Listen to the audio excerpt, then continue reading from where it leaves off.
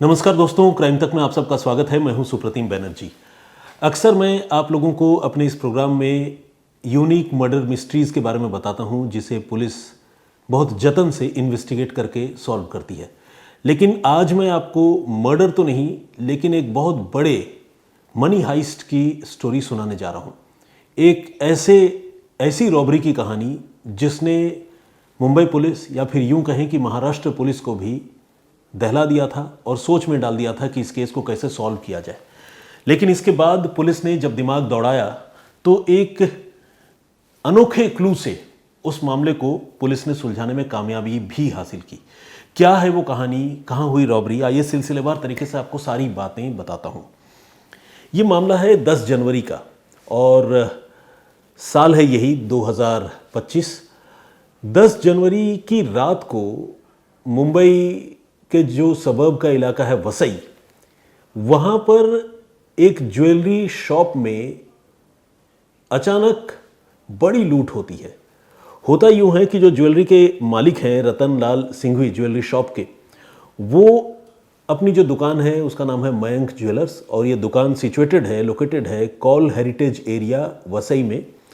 तो यहाँ पर वो अपनी दुकान रात को बंद कर रहे होते हैं और जब शटर डाउन करने का वक्त आता है, वो शटर जब गिरा रहे होते हैं, तब तक दो नौजवान बाइक पर वहाँ पहुँचते हैं। इन दोनों नौजवानों के चेहरे पर नकाब और सिर में हेलमेट थी। ये दोनों नौजवान वहाँ पहुँचते ही ये जो दुकान के मालिक हैं ज्वेलर रतन लाल सिंघवी, उनसे कहते हैं कि भाई शटर डाउन करने की ज़रूरत नहीं है, शटर खोलो और अंदर चलो। सिंघवी देखते ही समझ जाते हैं कि ये रॉबर्स हैं और क्रिमिनल हैं, क्योंकि आंखों के सिवाय उनके जिस्म का कोई भी हिस्सा नज़र नहीं आ रहा था। दोनों ने हेलमेट लगा रखी थी, ऊपर से अंदर में मास्क भी था। तो सिंघवी जो है विरोध करते हैं, मना करते हैं कि नहीं, मैं नहीं खोलूँगा, ये क्या बात हुई, भागो यहाँ से। लेकिन ये तो क्रिमिनल हैं, लुटेरे ठहरे। ये लोग सिंघवी पर टूट पड़ते हैं और उसे वहीं पर गेट के पास ही पीटते हैं। इत्तेफाक से उस वक्त आसपास कोई ऐसा नहीं था जो इस घटना को देख पाता, तो सिंघवी अकेला पड़ जाते हैं और फिर मजबूरी में वो इन लुटेरों को अपने दुकान में एंट्री देते हैं। फिर से शटर खोलते हैं और अंदर जाने के बाद गन पॉइंट पर ये दो रॉबर्स उस ज्वेलरी शॉप से तमाम सोने की और हीरे मोतियों की जो महंगी ज्वेलरी होती है उनको वहाँ से लूट लेते हैं और फिर उसी बाइक में एक बैग में भर कर फरार हो जाते हैं। इस घटना के बाद जो ज्वेलरी शॉप का ओनर है वो पुलिस को फ़ोन करता है और पुलिस को फ़ोन करके पूरी बात बताता है। पुलिस मौके पर पहुंचती है, तफ्तीश शुरू करती है। ज्वेलरी शॉप के ओनर से पूछा जाता है कि अच्छा एक अंदाज से बताइए अब तक आपने जो देखा होगा, क्योंकि आपके सामने ही रॉबरी हुई, कितने की ज्वेलरी वो लोग लेकर गए होंगे। तो ज्वेलरी शॉप का जो मालिक है वो जो अमाउंट बताता है वो अमाउंट काफ़ी बड़ी होती है। वो अमाउंट होती है 70 लाख रुपये, यानी तकरीबन, मैं 30 लाख तो चलिए बहुत है, लेकिन मतलब क्लोज टू 1 करोड़ आप कह सकते हैं। तो 70 लाख रुपए की ज्वेलरी ये लोग लेकर चले गए थे। अब ये अपने आप में जो वसई पुलिस है, वसई विरार भायंदर का एक पुलिस यूनिट है, उस पुलिस के लिए एक बड़ी चुनौती थी कि इस मामले को कैसे सॉल्व किया जाए। अब पुलिस ने सीसीटीवी फुटेज ही एग्जामिन करना शुरू किया, क्योंकि यही एक ज़रिया हो सकता था। लेकिन पुलिस को सीसीटीवी फुटेज का पहला फ्रेम देखते ही जो है वो ज़ोर का झटका लगा। क्यों ज़ोर का झटका लगा? क्योंकि जैसा कि मैंने आपको बताया, ये जो दोनों रॉबर्स थे, इनके शरीर का कोई भी हिस्सा, यहाँ तक कि उंगलियाँ भी नज़र नहीं आ रही थी, और दिख रही थी तो सिर्फ आंखें, और वो भी सीसीटीवी फुटेज में इतना क्लोज तो दिखता नहीं है कि आंखों से भी पहचान हो जाए, क्योंकि इन लोगों ने अंदर चेहरे पे भी मास्क लगा रखा था, हेलमेट लगा रखा था, जैकेट्स वगैरह पहन रखी थी। तो बिल्कुल तकरीबन नामुमकिन सी चीज़ थी इनको पहचान पाना। गाड़ी का नंबर एक ज़रिया हो सकता था, लेकिन जो रॉबरी करने आ रहा है वो भी तैयारी से आते हैं। उन्होंने गाड़ी का नंबर भी कुछ ऐसा कर रखा था, उसको म्यूट, मतलब आप कहिए कि थोड़ा सा उसको डिस्टॉर्ट कर दिया था, क्लियरली वो विजिबल नहीं हो रहा था, सीसीटीवी कैमरों में दिख नहीं रहा था।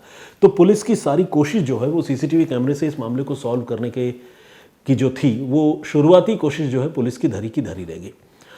आपको जानकर हैरानी होगी कि पुलिस ने इस मामले में कम से कम 600 सीसीटीवी फुटेज एग्जामिन किए, और 600 सीसीटीवी फुटेज एग्जामिन करने के लिए कई पुलिस वालों की टीमें लगी रही, जो घंटों कई दिनों तक सीसीटीवी फुटेज अलग अलग जगह के देखती रही।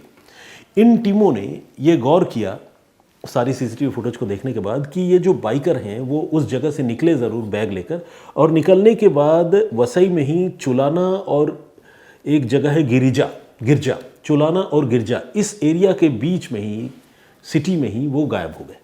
इसके बाद फिर उनका कोई क्लू या इस जगह से आगे बाइक के कहीं ट्रैवल करने का कोई सीसीटीवी फुटेज पुलिस वालों को नहीं मिला।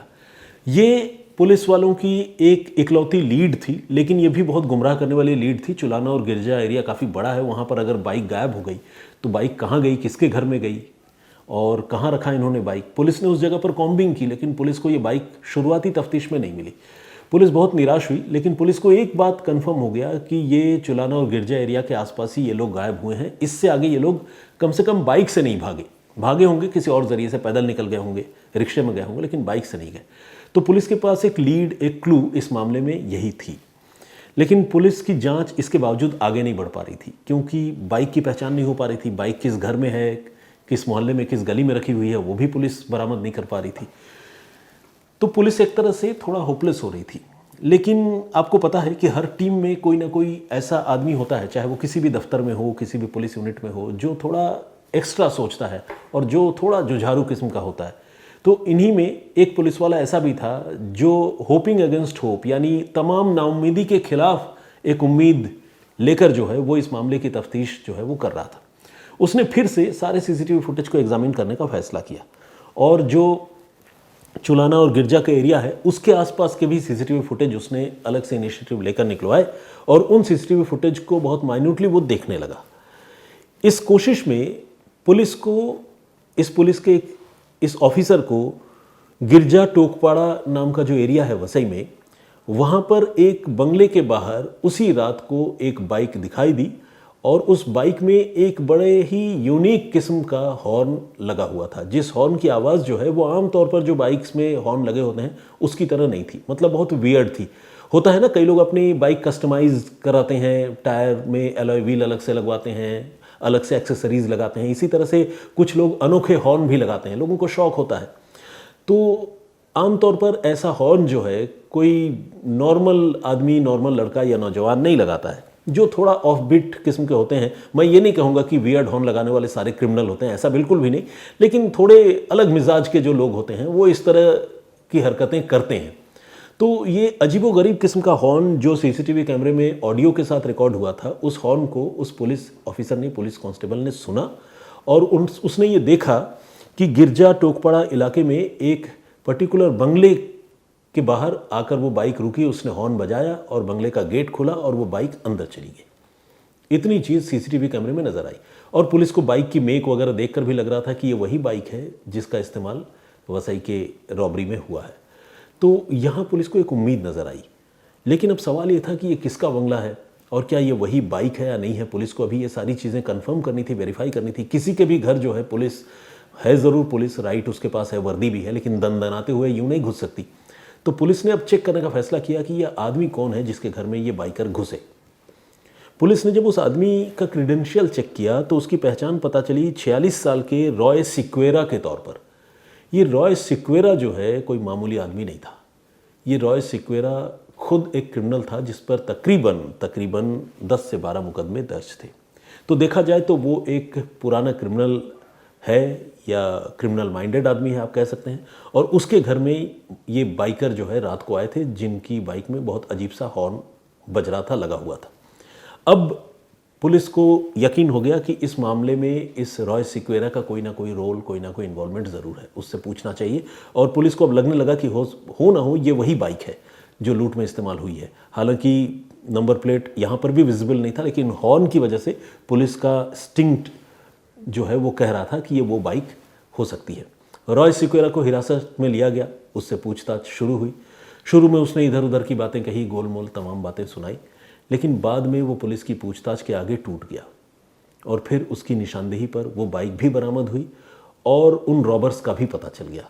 पहले रॉबर के तौर पर पुलिस ने अनुज चौगुले नाम के एक आदमी को पकड़ा जिसके बारे में रॉय सिक्वेरा ने ही बताया, और फिर अनुज चौगुले पकड़ में आया तो दूसरा रॉबर जो है उसकी भी पहचान हुई, उसका नाम था सीताराम मोरे। पुलिस ने उसे भी पकड़ा। इस तरह से 3 लोग गिरफ्तार हो गए। अब सवाल ये था, इन लोगों ने कबूल भी लिया कि हाँ हमने ही रॉबरी की थी, 10 जनवरी की रात को। फिर इनसे अब सवाल ये था कि 70 लाख की ज्वेलरी इन्होंने लूटी है, तो वो ज्वेलरी कहाँ है। जब इनसे और पूछताछ हुई, सख्ती हुई, तो इन्होंने बताया कि उन्होंने वो ज्वेलरी जो है एक सोलापुर के एक ज्वेलर को बेची है, और सोलापुर के इस ज्वेलर का नाम है भारत निमगिरे। पुलिस ने भारत निमगिरे को भी गिरफ्तार किया। चोरी का सामान खरीदना भी अपने आप में अपराध है। बहुत से लोगों को ये पता नहीं है, मुझे लगा आपको बताऊं। आप ये नहीं कह सकते कि मुझे तो पता ही नहीं था जी, तो आपको फिर प्रूव करना होगा वाकई।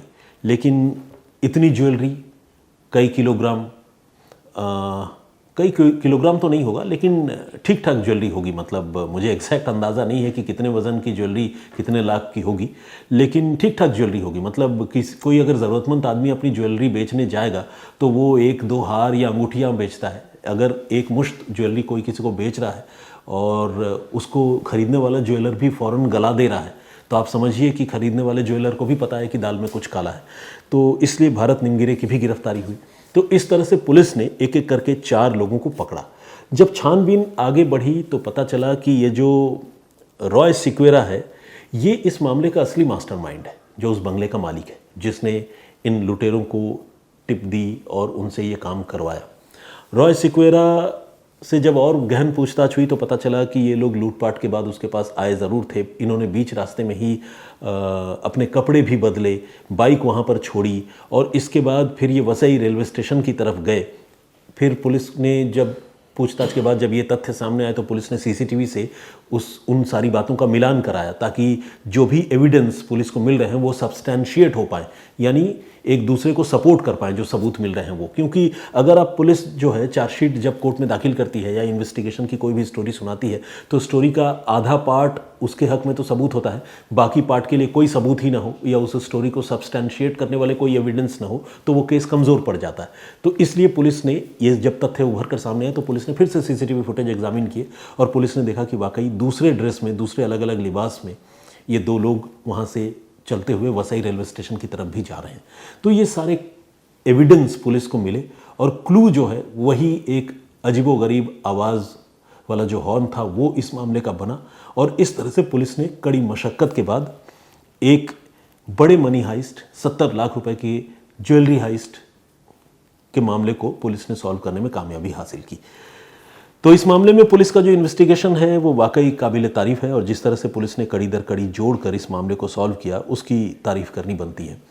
तो आज की ये कहानी यहीं तक, लेकिन इस पेशकश को ख़त्म करने से पहले, जैसा कि मैं हमेशा आप लोग के सामने जब हाजिर होता हूँ तो जो मेरी प्रीवियस स्टोरी होती है, उन प्रीवियस स्टोरीज़ में जो आपके कमेंट्स होते हैं, कुछ कमेंट्स पढ़ता हूँ, कुछ सवालों के जवाब देता हूँ। तो आइए उस सिलसिले को आगे बढ़ाते हुए मेरी जो प्रीवियस स्टोरी है उस पर जो कुछ कमेंट्स आए हैं, कुछ कमेंट्स मैं पढ़ता हूँ। मैंने कल आप लोगों को एक स्टोरी सुनाई थी जिसमें मैंने आपको बताया था कि किस तरह से कुछ तस्करों ने अपने पेट में 1 करोड़ रुपए का सोना छुपा रखा था, और अपने प्राइवेट पार्ट से वो सोना उन्होंने अपने शरीर के अंदर इंसर्ट कर लिया था, घुसा लिया था। और इसके बाद उन तस्करों का सामना लुटेरों से हो गया, जो उन तस्करों का पेट चीर कर वो सोना निकाल देना चाहते थे। लेकिन पुलिस की एंट्री हो गई कहानी में, और पुलिस ने तस्करों की जान बचाई, उन्हें भी गिरफ्तार किया क्योंकि वो तो तस्कर हैं। और साथ में पुलिस ने जो रॉबर्स थे उनमें से 2 रॉबर्स को पकड़ा और उनका भी इनकाउंटर किया, गोली उनको भी लगी। हालांकि वो सेफ़ हैं, उनकी जान नहीं गई, लेकिन पुलिस ने इस मामले को सॉल्व किया था। तो उस मामले बहुत सारे हमारे दर्शकों ने, मित्रों ने कमेंट किया है। आइए कुछ कमेंट्स जो है वो पढ़ता हूँ और जवाब देने की कोशिश करता हूँ कुछ सवालों के। 1 सेकंड का मुझे टाइम दीजिए जब तक ये स्टोरी मेरी आंखों के सामने आ जाए। बिल्कुल, तो आइए शुरुआत करते हैं। सबसे पहला कमेंट तो मेरी आंखों के सामने राघवेंद्र तिवारी जी का है, और उन्होंने कहानी सुनाने के लिए शुक्रिया का है। पीके चंद्रा जी, ये भी हमारे रेगुलर लिसनर हैं। अमृत जी का भी कमेंट है, बहुत स्वागत आपका। सुरेंद्र कौर जी ने थैंक्स कहा है, इनफैक्ट उन्होंने कल कमेंट किया था, मैंने उनका जिक्र किया तो इसलिए उन्होंने थैंक्स कहा होगा शायद। मेरी ओर से नमस्ते फिर से आपको। सैयद का कमेंट है, और उनका ये कहना है कि क्या इस मामले में शामिल ड्राइवर को भी गिरफ्तार किया जाएगा या वैसे वो अनजान था। आई डोंट थिंक कि वो अनजान था, ड्राइवर को ये ज़रूर पता होगा, क्योंकि बहुत भरोसे का ड्राइवर भी ये लोग लेकर चलेंगे ना। जो लोग तस्करी कर रहे हैं वो कोई भी रैंडम ड्राइवर के साथ नहीं जाएंगे, फिर तो वो एयरपोर्ट से ही टैक्सी लेकर चले जाते। ड्राइवर को बाकायदा बुलाया था, और ड्राइवर को भी इनके बारे में जानकारी कुछ तो रही होगी, तब वो वहाँ से कूद फांद करके भागा जंगल से, जैसा कि मैंने स्टोरी में बताया था, और फिर उसने पुलिस को इन्फॉर्म किया।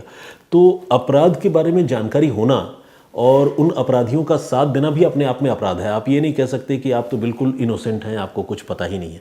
अगर कहीं कत्ल हो रहा है, आप उस अपराधी के दोस्त हैं, कातिल के दोस्त हैं, आप खड़े होकर देख रहे हैं, तो आप भी फंसेंगे। आप पर भी वो दोष लगेगा कि आप कातिल के साथ थे। आप मतलब देख रहे थे, मज़े ले रहे थे, स्पेक्टेटर थे, आपने हाथ नहीं पकड़ा था, ये नहीं कह सकते आप। तो ड्राइवर भी इस मामले में ज़रूर आरोपी बनाया जाएगा, मुझे पूरा यकीन है, और उसकी गिरफ्तारी भी हुई है शायद। रमेश नाकल साहब ने भी कमेंट किया है, बहुत बहुत स्वागत आपका। जय श्री राम यादव के नाम से एक आईडी है, उन्होंने कमेंट किया है, जय श्री राम उन्होंने कहा है, विश किया है। मेरी ओर से भी आपको जय श्री राम। फैक्टन 01 इन्होंने भी पूछा है कि क्या ड्राइवर शामिल था इसमें, मैंने इसका जवाब दे दिया है। दीपक कुमार जी ने भी कमेंट किया है, ये जयपुर के रहने वाले हैं, और इन्होंने कहा कि सोना मिलना भी अच्छा होता है और खोना भी। देखिए, ये एक अवधारणा की बात है, मतलब जो पब्लिक बिलीव है उसकी बात है। इन्होंने एक यूनिक बात बताई है कि सोना अगर किसी को कहीं मिल जाए तो वो जो है एक शुभ लक्षण होता है, लेकिन अगर सोना खो जाए तो वो भी एक पॉजिटिव साइन होता है, जैसा कि ये दीपक कुमार जी ने बताया। मुझे इसके बारे में जानकारी नहीं थी, लेकिन ये हो सकता है कोई वास्तु शास्त्र के हवाले से, या फिर जो हमारे बड़े बुजुर्ग या पुरखे कह गए उसके हवाले से वो ये बात कह रहे हैं।